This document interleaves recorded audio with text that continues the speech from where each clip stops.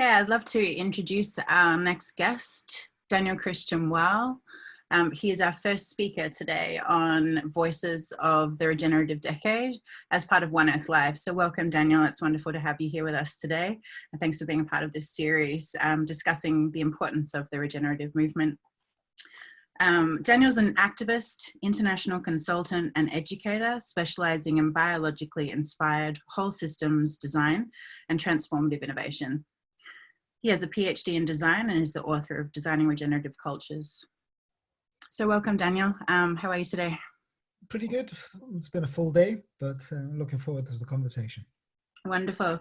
Well, I'd love you to introduce yourself to our audience here at One Earth Live and just let them know a little bit about your work in the regenerative movement. How do I do this succinctly? Basically, I spent the last 20 years of my life exploring how we can redesign the human impact on Earth within the lifetime of the generations alive today in such a way that our species and all other species in the communities of life have a future. And it's an ongoing journey of exploration. And in the process, I've seen that to redesign our human impact on Earth means changing almost all aspects of human life. So I'm connected with a lot of different networks that all need to sort of integrate in order to meet this challenge. And my work, particularly in the last 4 years since I've written my book, is to try to make this system that is emerging everywhere. Paul Hawken called it already in 2009 the planetary immune response, to make this system more visible to itself and to link people in these different networks and to bridge conversations that too often focus on where they disagree rather than focus on where they agree, and could build movement and direction together.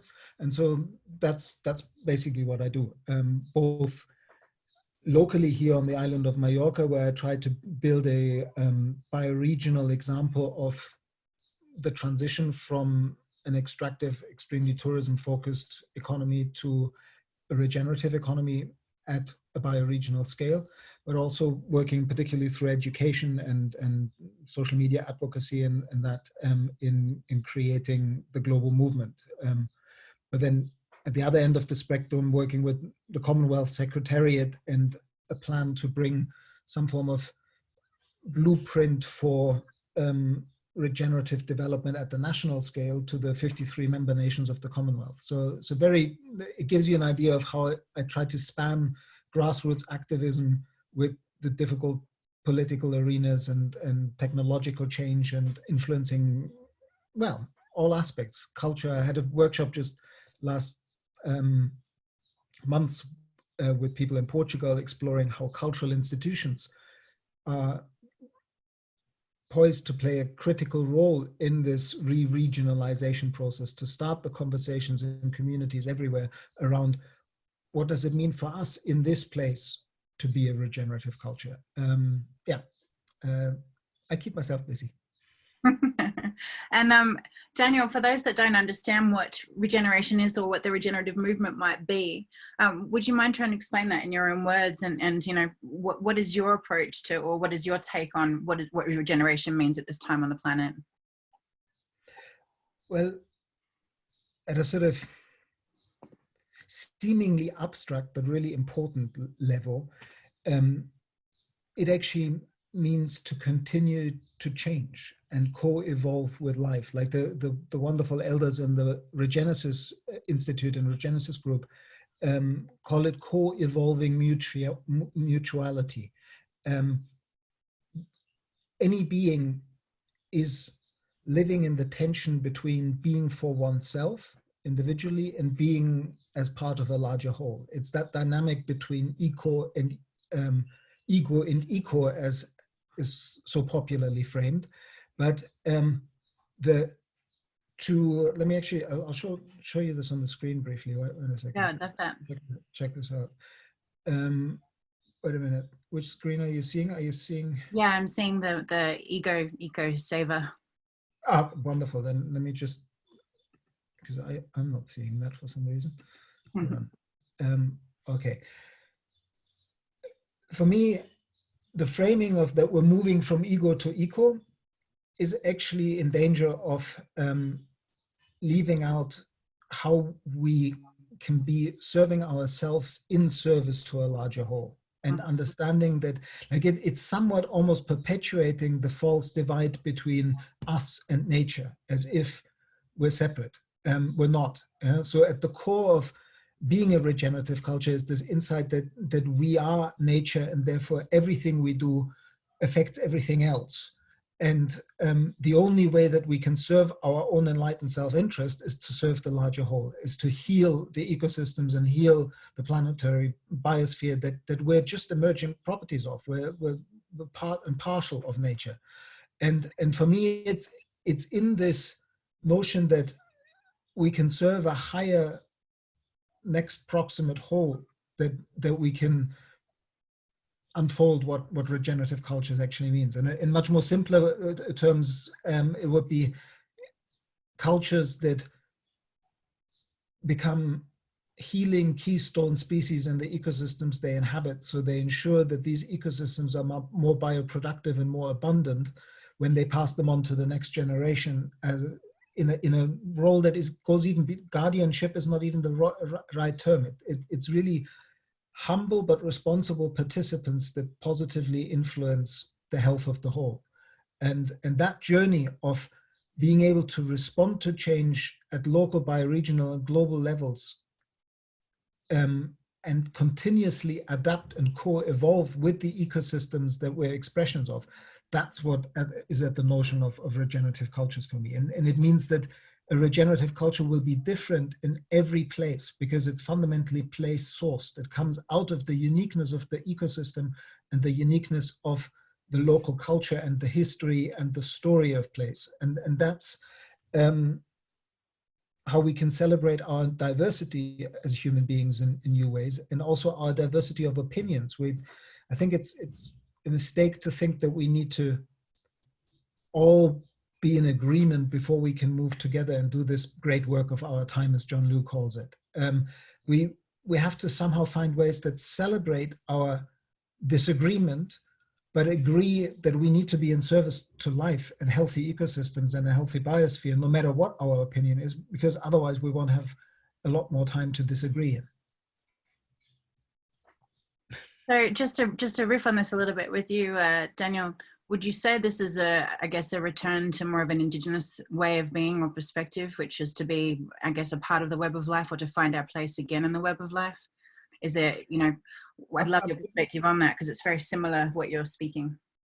Absolutely. I mean, that's why I like this framing. It's actually an artist called Aisha Black who already in 2012 felt that this framing from ego to eco wasn't enough, and she put this saver there. But I just recently put it in the form of this triangle. And what I like about her bringing up the term saver is that it's the ancient Sanskrit notion of service to life. And it shows that we have actually had many wisdom cultures all over the planet, indigenous wisdom, that knew for millennia how to live in place and be humble stewards in a bioregion of the health of the ecosystem. And whenever I'm asked the question, is it a going back to that? I don't feel comfortable with the back, because it's not a going back. It's a going forward with everything that we've learned during this time of separation.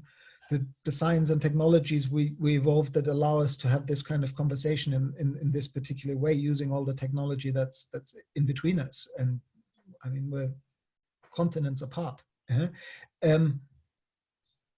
But where we went wrong was that in moving into the power that we found in the enlightenment of doing all these things, we dismissed the wisdom of being rooted in place and being part of a larger whole that is in all indigenous cultures, as primitive wisdom that wasn't important for us anymore because we're such an advanced technological culture. And yes, we need to recover that wisdom and combine it in new ways with the best of modern technology and modern science to move forward into a kind of future indigenous way of being, of re-indigenizing and re-inhabiting our bioregions in ways that that are healing and stop being destructive. Absolutely. So I'm wondering, how do you think listeners can be a part of this regenerative movement? You know, what can people do in their own everyday lives to start to, I guess, be a part of what is happening here, I think, organically on this planet? Yeah, do you have any tips or points for how people can get engaged or, I guess, be regenerative stewards in their own life? Just ask me 5 questions and my answer is Ask no, no, and, I'm saying that jokingly, but I actually really believe that there is some real power in shifting our attention to questions. My book hinges on 250 questions. It starts with a couple of quotations that speak to the importance of asking the right questions and also understanding questions not as something that is just a transitory mean to get to a good answer or good solution, but that is an attitude. It's the humble attitude of the pilgrim, of being on a journey that never ends, which is the journey of how are we regenerative in this place? The place keeps changing, we keep changing, the question keeps changing somehow. But the minute we move into a mindset where we understand that all our solutions are temporary, that they're all somewhat limited, that all our answers are temporary and limited, then we can hold multiple answers more easily next to each other and move forward together in the spirit of wanting to keep questioning whether we're doing the right thing and whether we are still healing the place and healing ourselves in the process. So for me, what can people do is live the simple questions of where's my food coming from? How do we clean up our local ecosystem? How do I support healthy local and bioregional economies through my everyday choices on who I interact with and where I spend my money? There's so much we can do, particularly once we come together as community in place and ask these kind of questions. And it's not my role to tell people what to do in their place, but if they are asked the right questions together, they will find out themselves how to contribute to making their place more abundant, richer, more bioproductive, healthier for themselves and future generations. And that's, I think, what we're all now called to do. And the current pandemic has shown us how fragile global supply lines and the globalized economy really are. And everywhere around the world, there will be like unimaginable sums of money spent on recovering the economy from this situation. If we spend that money wisely in re-regionalizing and supporting our local communities and healing local ecosystems and building local circular biomaterial economies, we have a chance of creating much more vibrant, healthier communities and bioregions for all of us and respond to climate change at the same time. So it would be a mistake to spend all this money just to recover a old normal that was never normal, that was always murderous. We need to now explore the question of what would a new normal look like that will actually make us able to weather these kind of disruptions, of which there will be many in the coming decades, in a healthier, more resilient way. And what is the 20-year vision plan of how we can actually make this region, this bioregion, more resilient through ecosystems restoration? So yeah, that's what people can do to start that conversation locally. Wonderful. Thanks, Daniel. And, you know, we are meant to be in this decade of regeneration. That's what the UN is calling it. It's what many people obviously are calling it. What do you think we can do to succeed in that decade of regeneration? I mean, I personally feel it needs to be decades of regeneration, obviously, with the work that's ahead of us. But I'm just curious to hear from your perspective. What do you think we need to do to succeed in regenerating our planet over the next 10 years? What kind of strategies, what kinds of actions need to be taken on a global scale? Well, I mean, it's called the UN Decade of Ecosystems Restoration. These UN decades,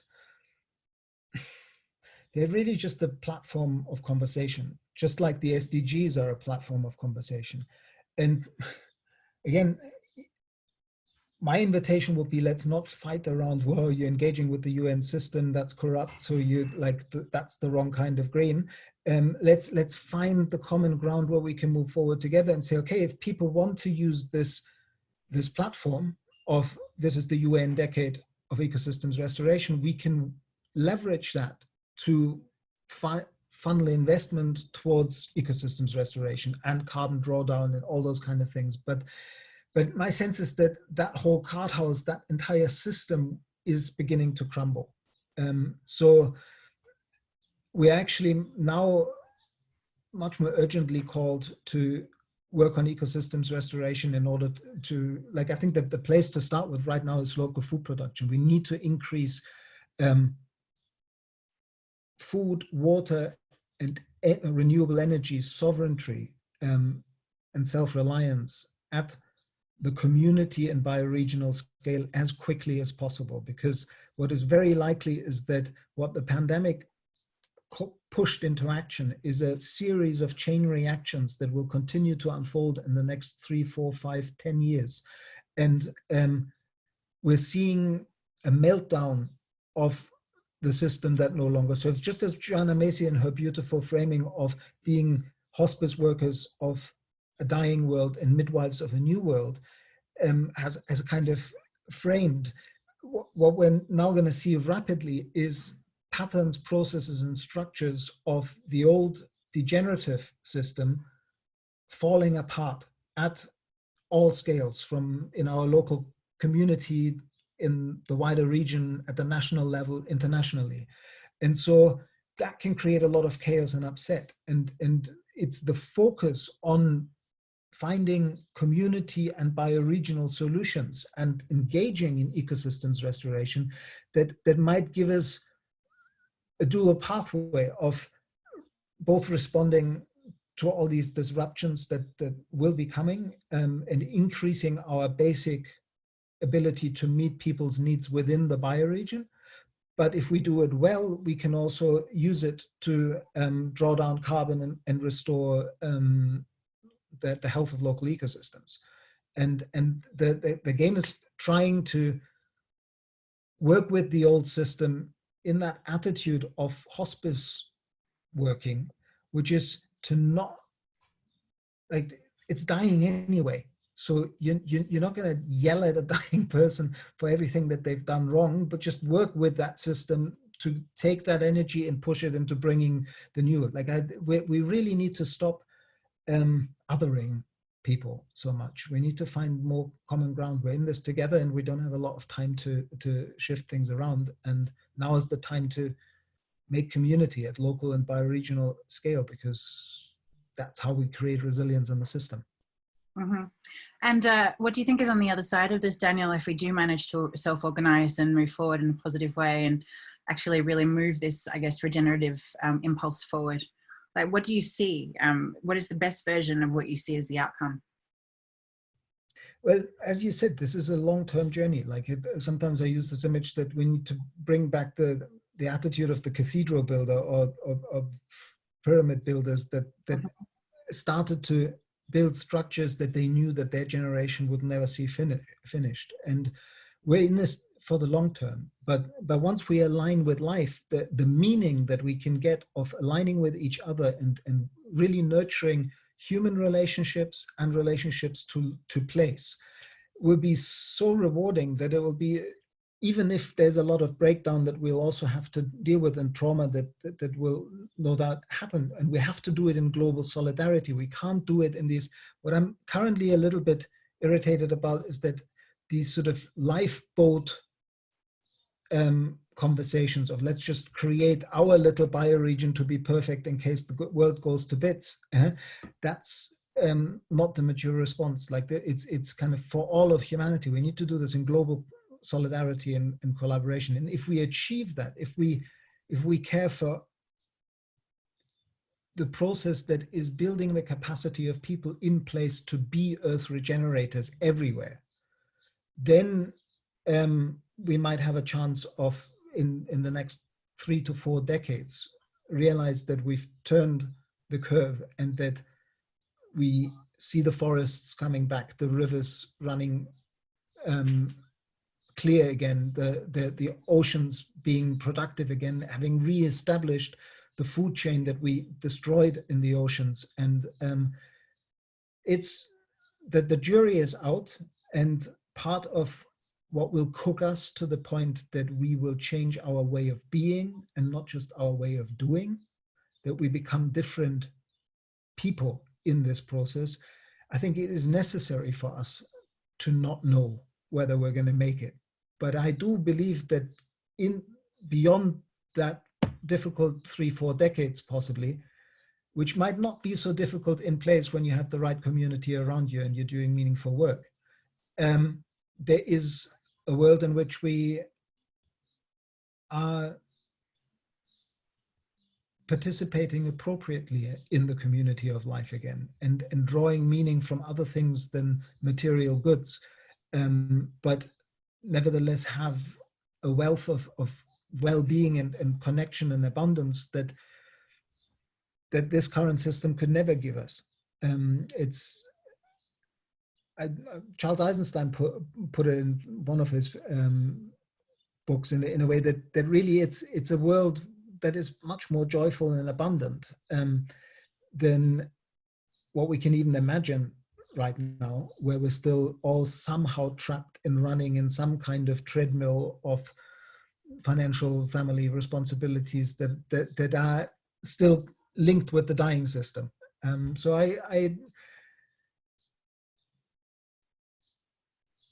Einstein always said that he was a pessimist for the 21st century and an optimist for the 22nd century. I think we might be able to begin to see really positive progress within the next 2 decades if we take the opportunity that we've been presented by this sort of little window that the pandemic has given us into what's possible in terms of rapid transformative change everywhere. What was a intellectual idea up until recently is now a lived and embodied experience of billions of people in the planet, that things can change rapidly within the matter of only a few months if we choose to change them, and that we can stop things that previously we assumed were unstoppable. Like the whole thing of you can't do that, you endanger the economy. We actually globally took the decision to endanger economies everywhere in order to protect the weak and the old. And some countries slower than others, but that's a hopeful sign. And even now in the conversations as we move forward around the COP process and so on, people will not be able to say anymore, that's impossible, that's ludicrous, that's a pipe dream. Because you can say, well, it was possible under COVID, so what are you telling me?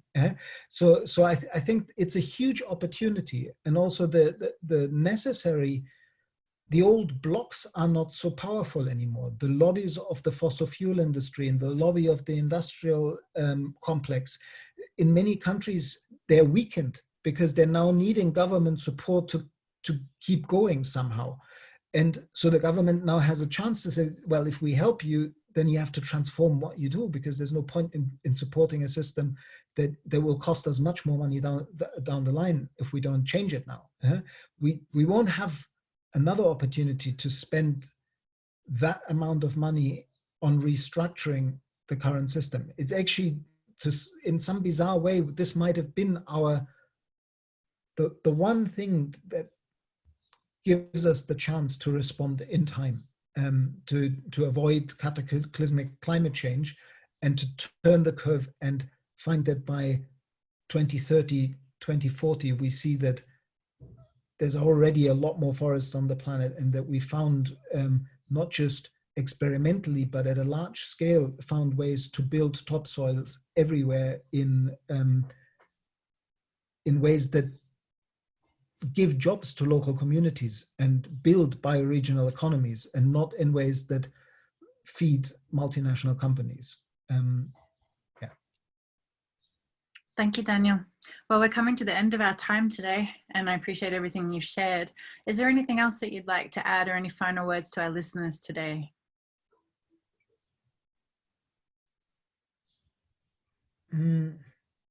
Well, I just want to share that I've gone through a phase of feeling a certain responsibility to connecting the different initiatives globally and making people learn from each other. And there's a lot of wonderful networks that I've had conversations with, like the Regenerative Communities Network that was sort of incubated by the Capital Institute, and David Hodgson's Global Generation Collab, and Joe Brewer's work with this group that he's started online, where he's giving talks every 2 weeks. And I think that it's wonderful to do this global activation that we're all doing, but I personally have had to ask myself a lot in the last couple of years: how do I stop putting my attention so much on the global network, and how do I find the right balance between really deep, grounded local action and some of that global connectivity? Where's that sweet spot? And I think whenever I'm dancing with something, I'm assuming that other people might end up dancing with that issue sooner or later, or right now as well.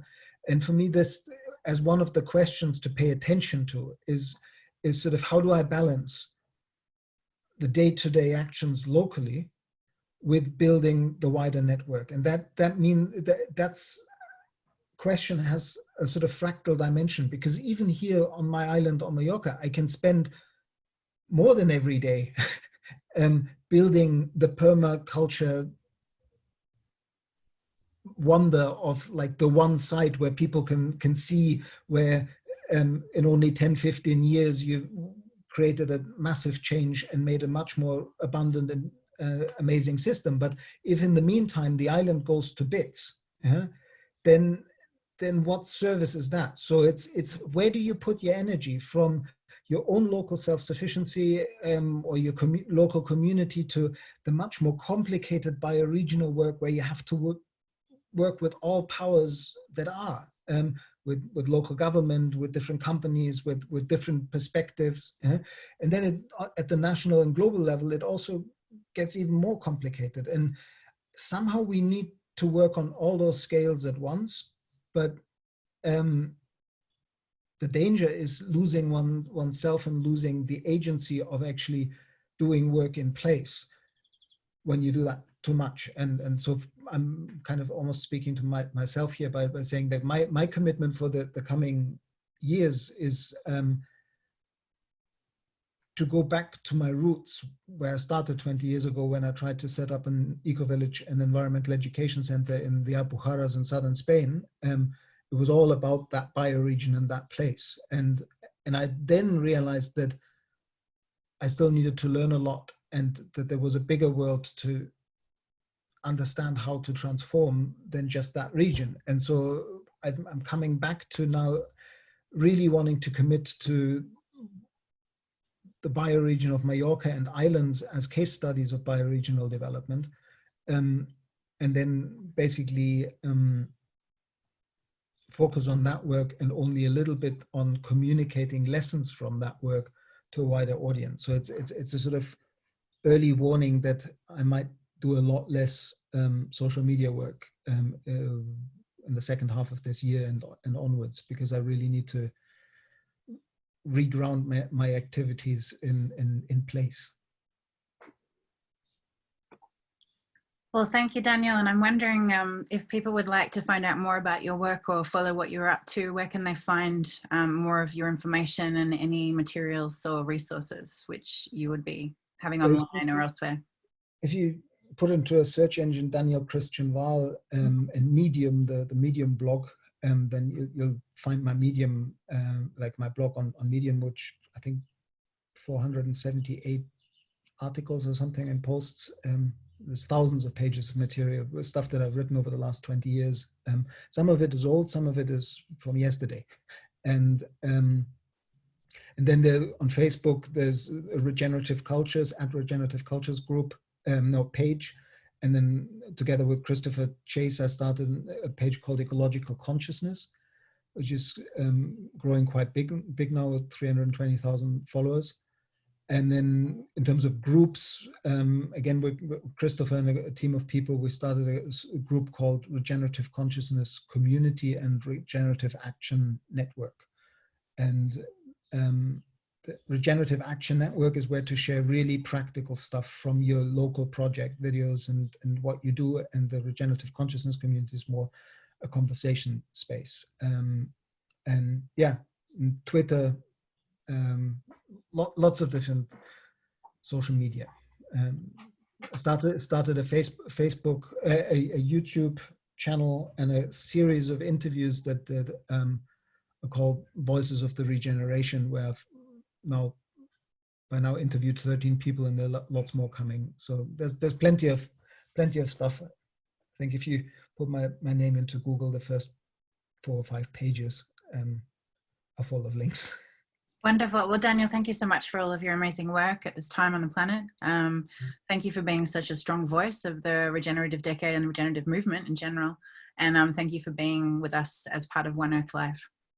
Well, thank you for having me, and thank you for doing this, because that's what it's about, like spreading more and more people engaging in this. And so it's wonderful work. And also I love the way that you weave it with your music.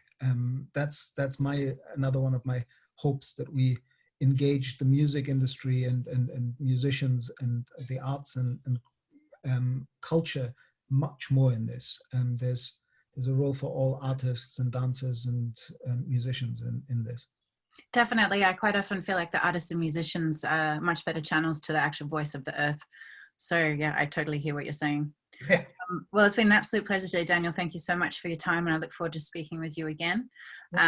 Thank you to everybody for joining us for Voice of the Regenerative Decade as part of One Earth Live. I'm Becca Dakini, your host, and we'll see you again soon.